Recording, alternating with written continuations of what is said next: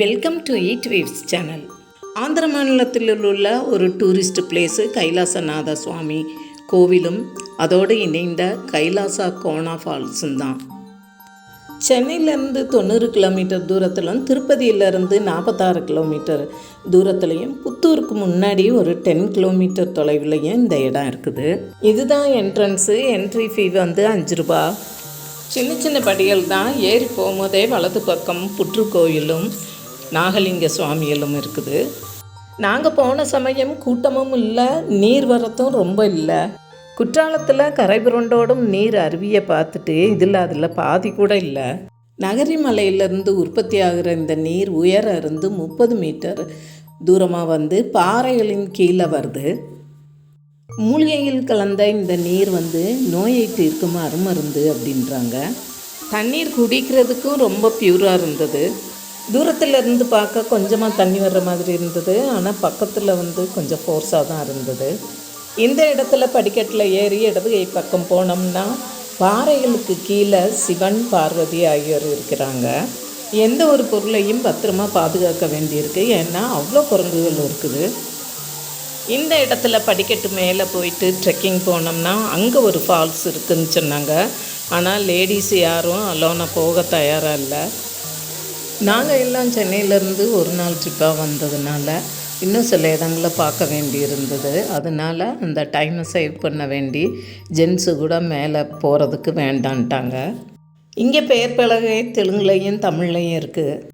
அருவியைக்கு பக்கத்திலே பாறைகளுக்கு கீழே வந்து இன்னொரு சிவலிங்கம் இருக்குது. எல்லாம் அந்த பாறைக்கு கீழே உடைமாற்றிக் கொள்கிறார்கள். அந்த உடைமாற்றும் இடமும் வந்து சுத்தமாக இல்லை.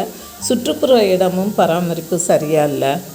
எந்த ஒரு இடத்துக்கும் ஒரு கதை, ஒரு வரலாறு இருக்கும். அதே மாதிரி தான் இந்த இடத்துக்கும் ஒரு குட்டி கதை இருக்குது.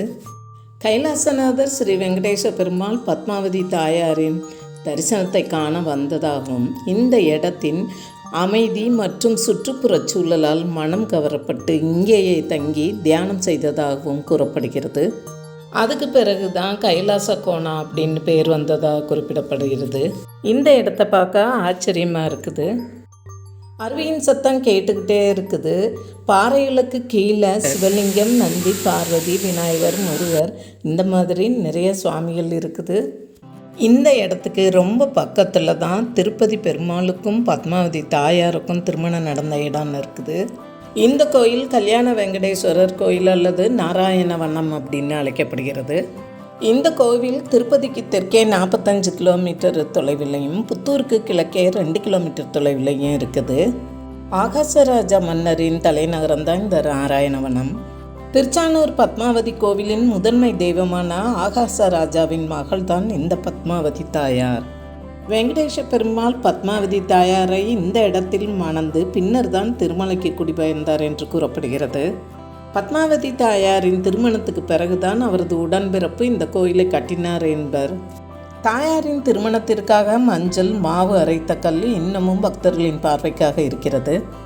பத்மாவதி தாயாரின் அவதார தலமான இந்த கோவிலில் தாயார் அமர்ந்த கோலத்தில் 6 அடி உயரத்தில் இருக்கிறார்.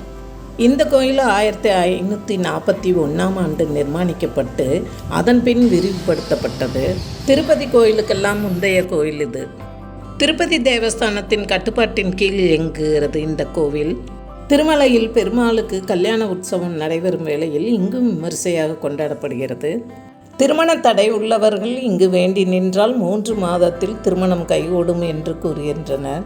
இந்த வீடியோ பிடிச்சதுன்னா லைக், ஷேர், கமெண்ட் பண்ணிவிடுங்க. சப்ஸ்கிரைப் பண்ணிவிட்டு பெல் பட்டன் அமைக்கிட்டு ஆல் கொடுத்துடுங்க. அப்போ தான் அடுத்து போடுற வீடியோ உங்களை வந்து சேரும். தேங்க்ஸ் ஃபார் வாட்சிங்.